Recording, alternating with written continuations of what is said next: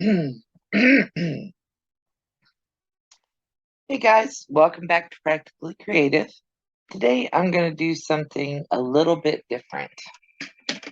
I'm going to do some Y seams, and I don't know what the official way to do this is, but I'm going to do this my way. What I'm doing here is I'm going to mark each 1/4 inch seam at the corner here. I'm just using my ruler, using that 1/4 inch mark. And I'm using an ink pen so that you guys can see it on camera. I wouldn't normally use an ink pen, but I'm trying to make it short marks too.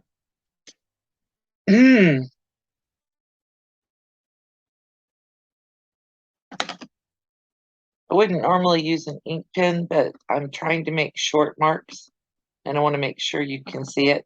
Normally, I just use a pencil, but the pencil doesn't come out very well so you guys can see it.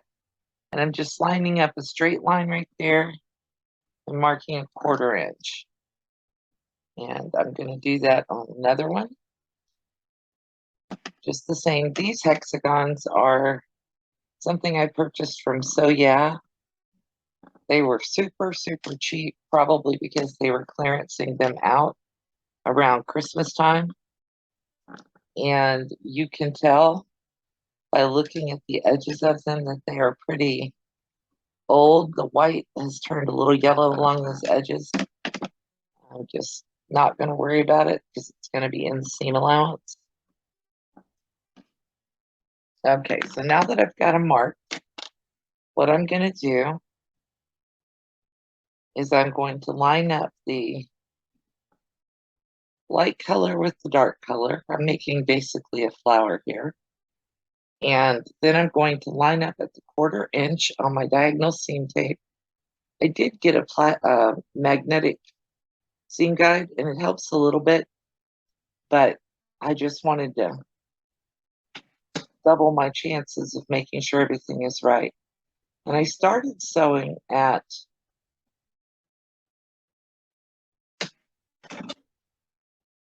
the 1/4 inch here and stopped sewing at the 1/4 inch mark here. Let me take that thread out of the way.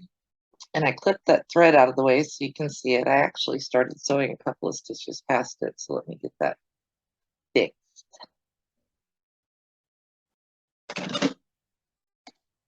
All right.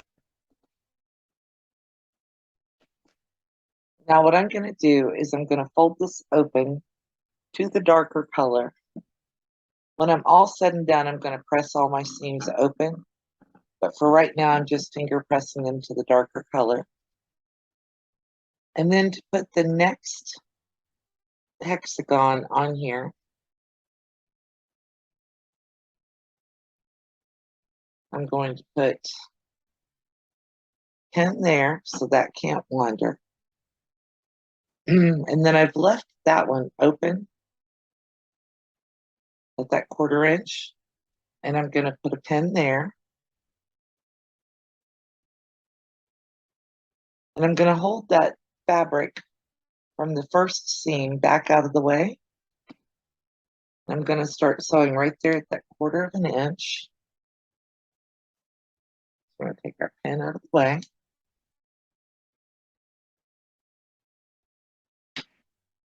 And I am taking just one back stitch there because I want to make sure that this thread doesn't come out. Okay. Now that we've got those put together, then what we need to do here is we need to take and put this together. And here's the seam where everybody runs into problems.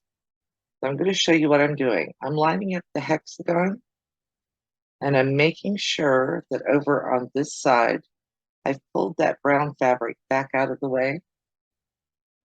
And I'm going to put a pin at my 1/4 inch right there. Make sure this side is still lined up. and put a pin at my 1/4" here. You may be good enough to do this without pins, but I think if it's your first time doing Y seams, the pins will be very helpful. I'm going to put this under here. I'm going to lower my needle there so I can pull that pin out. And then I'm going to stitch. And I'm stitching on a Juki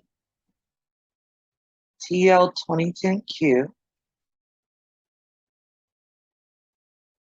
I'm using a 2.5 stitch length.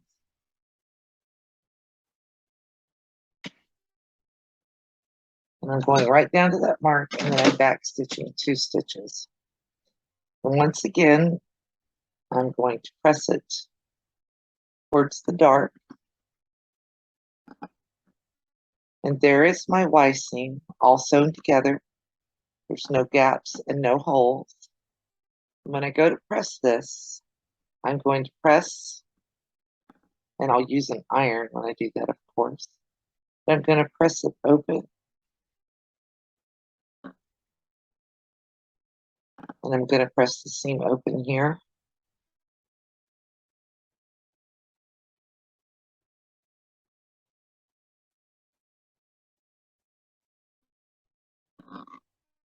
I'm going to press all my seams open, and I'll use heat to do it.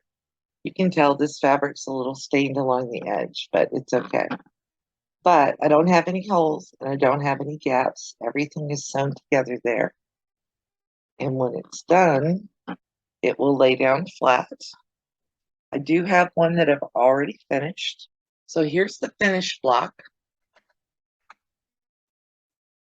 And I haven't actually applied iron heat to it yet. I've just pressed them all open by hand. But it will lay down flat. It already lays down flat, and it will work quite well. You can keep going. And I've done the same up here I've done the same up here. I've left that 1/4 inch unsewn. So if I want to keep adding more of the hexagons to this all the way around, I can. I'm not going to make a quilt with these. I'm probably going to make a table runner or something like that. But I think it's really pretty. And I think that this is the easiest way I've found to do Y seams. I have watched instructions on it before. They didn't make any sense to me. So I thought today I'm going to sit down with these hexagons that I've already got pre-cuts for, and I'm going to go ahead and use them to make a block. You guys have a great day. Thank you for watching.